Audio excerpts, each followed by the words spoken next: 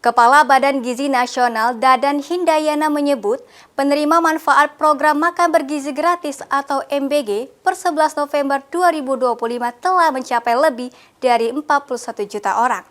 Dalam rapat bersama DPR RI di Kompleks Parlemen Senayan, Jakarta, Rabu 12 November, Dadan mengatakan jumlah tersebut melebihi 50% dari total target tahun 2025. Kepala Badan Gizi Nasional Dadan Hindayana mengungkapkan program makan bergizi gratis per 11 November 2025 telah menjangkau sebanyak 41.630.942 penerima manfaat.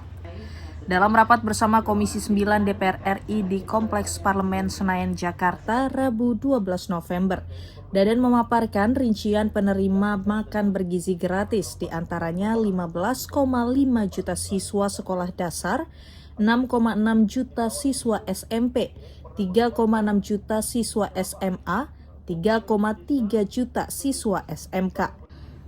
Kemudian 316.000 siswa pondok pesantren, 1,8 juta balita, 599 ibu menyusui, serta 267.000 ibu hamil.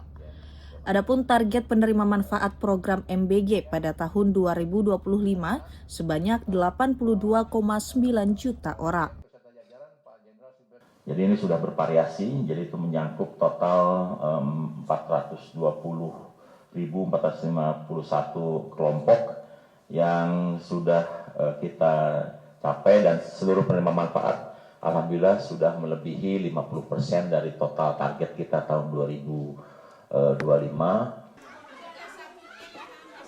Dalam rapat tersebut, Dadan juga mengungkapkan jumlah Satuan Pelayanan Pemenuhan Gizi SPPG per 11 November 2025 mencapai 14.773 SPPG yang telah beroperasi di 38 provinsi di Indonesia.